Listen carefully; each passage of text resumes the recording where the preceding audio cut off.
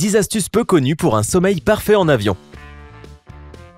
Les gens qui peuvent facilement s'endormir dans un avion font partie des rares chanceux parce que la plupart d'entre nous n'est pas capable de somnoler dans un espace à l'étroit, assis dans une position si inconfortable et entouré par de parfaits inconnus.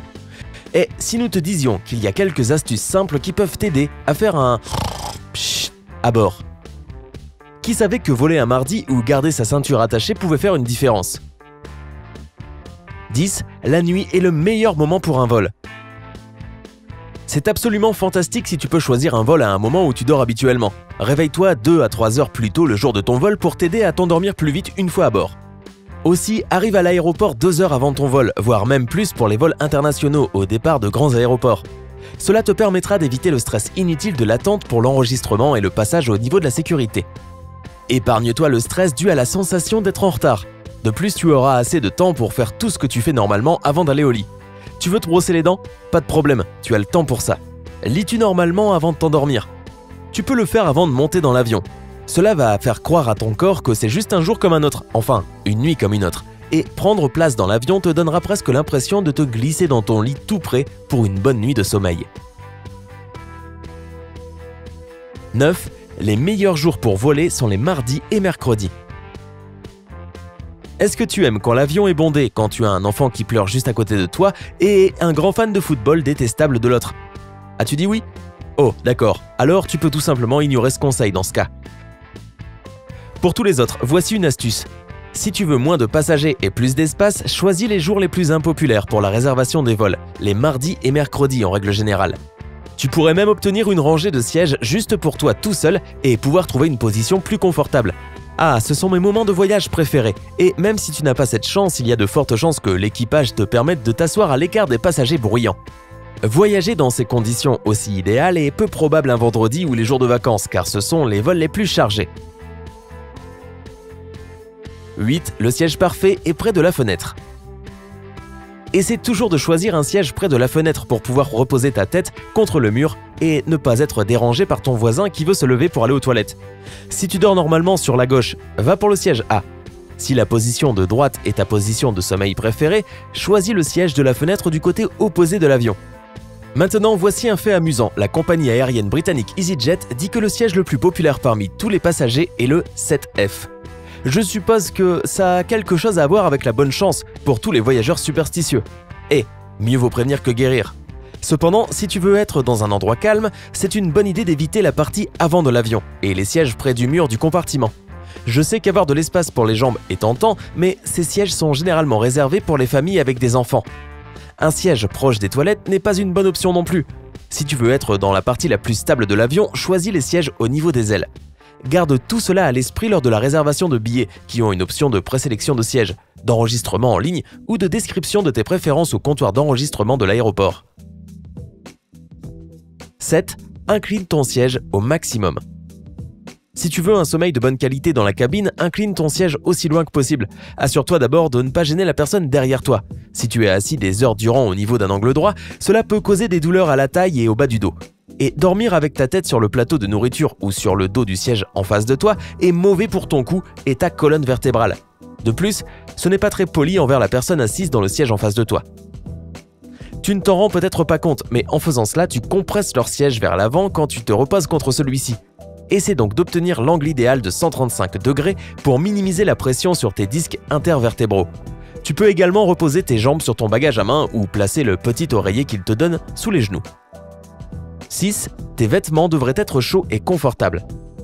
Nous savons que tu veux toujours être à ton avantage, surtout si tu voyages pour affaires et qu'un transfert d'aéroport de partenaires potentiels t'attend à ton arrivée. Cependant, pour faire une sieste à bord, tu dois porter des vêtements amples, faits de matériaux naturels qui ne gênent pas tes mouvements.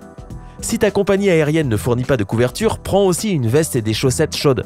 Il fait très froid dans la cabine, ce qui souvent peut t'empêcher de dormir. Oh, et encore une chose, s'il te plaît, pitié. Ne porte pas de pyjama Onésy, une pièce pour adultes. Laisse ces choses à la maison, tout le monde ne mérite pas de les voir, tu sais. Et si tu dois avoir l'air professionnel à ton arrivée, apporte un costard tailleur avec toi et change-toi après avoir atterri en toute sécurité. 5. Attache ta ceinture de sécurité sur tes vêtements. Mais attends, le point précédent, ne dit-il pas de ne pas porter de vêtements qui gênent tes mouvements? N'est-ce pas exactement ce que fait une ceinture de sécurité? C'est bon, je t'entends d'ici, laisse-moi t'expliquer. Tu as raison, une ceinture de sécurité fixée sur tes vêtements ou ta couverture ne rendra pas ton sommeil plus confortable, mais elle empêchera les agents de bord de te réveiller si l'avion subit des turbulences. C'est particulièrement important pour ceux qui ont du mal à s'endormir, mais aussi et surtout pour ceux qui ne peuvent pas se rendormir après avoir été interrompus. Imagine finalement que tu as réussi à t'endormir après des heures à galérer juste pour être réveillé 1 heure ou 2 plus tard pour s'assurer que tu es bien attaché. Pouah, quelle lourdeur. 4. Procure-toi des accessoires pour dormir. La lumière et le bruit sont les principaux coupables qui t'empêchent d'avoir un sommeil de qualité. Alors, notre conseil va te paraître évident. Utilise un masque de sommeil et des bouchons d'oreille. Tu auras également besoin d'un soutien approprié pour détendre tes muscles, car ils ne peuvent pas vraiment se reposer s'ils sont occupés à maintenir ta tête droite. Prendre un oreiller de voyage avec toi est un excellent moyen d'obtenir ce soutien nécessaire du cou. Si tu n'en as pas, utilise une écharpe enroulée ou un sweatshirt. Certaines compagnies aériennes fournissent des couvertures en polyester, mais celles-ci sont loin d'être idéales si tu es à la recherche d'un vrai confort, ce qui équivaut à un bon sommeil. Pour un vol plus long, apporte ta propre couverture. Si cela semble trop lourd à porter, tente avec une écharpe en laine. 3. Contrôle les odeurs autour de toi. Nous aimons tous l'odeur d'un oreiller propre et frais. Cette odeur incroyable est quelque chose dont tu rêves pendant la majeure partie de la journée.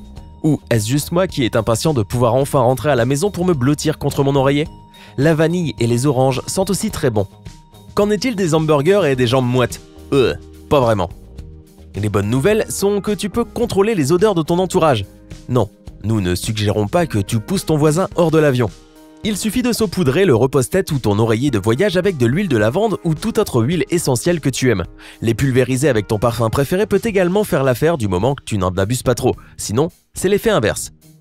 En passant, si tu veux savoir où se trouvent les sièges les plus sûrs dans les avions, les trains et les autres moyens de transport, regarde cette vidéo. Cela a sérieusement changé ma façon de choisir mes places maintenant. 2. Range tes gadgets. Ne regarde pas de films sur ton téléphone, ta tablette ou ton ordinateur portable, car la lumière bleue de l'écran réveille ton cerveau. La plupart des experts du sommeil disent que tu devrais ranger tous tes appareils électroniques au moins une demi-heure ou mieux encore 1 heure avant que tu prévois de dormir. Prends un vrai livre à la place et opte pour un bouquin ennuyeux, ça t'aidera à t'endormir plus vite. Cela aidera aussi d'écouter des sons apaisants comme des chants d'oiseaux ou la pluie qui tombe. Quoi de mieux que le son d'une brise légère ou des vagues qui s'écrasent sur le sable? Cela calmera ton cerveau au lieu de l'activer comme le font les écrans électroniques. 1. Nourriture et boissons. Poulet ou poisson? Poisson ou poulet? Ah, les choix variés de la nourriture d'avion. Tu peux manger l'un ou l'autre, mais pas trop. Si tu veux être profondément endormi, ne mange pas trop à bord. La nourriture doit être légère et saine, tandis que la meilleure option est le thé. La variété à base de plantes est parfaite, ou simplement l'eau pure.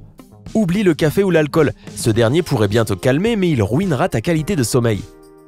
Tu te réveilleras très probablement quelques heures plus tard en te sentant dans le mal et avec une bouche sèche. Le type de sommeil que tu obtiendras après avoir consommé de l'alcool n'est pas exactement réparateur. Aussi, autant que tu veuilles goûter tous les aliments frais exotiques dans l'aéroport avant le décollage, ne le fais pas. Limite-toi à ce que tu manges normalement de sorte de ne pas trop bouleverser ton estomac. As-tu tes propres astuces à partager? La section des commentaires est à toi. Offre un j'aime à cette vidéo si tu l'as trouvée utile et abonne-toi à Sympa.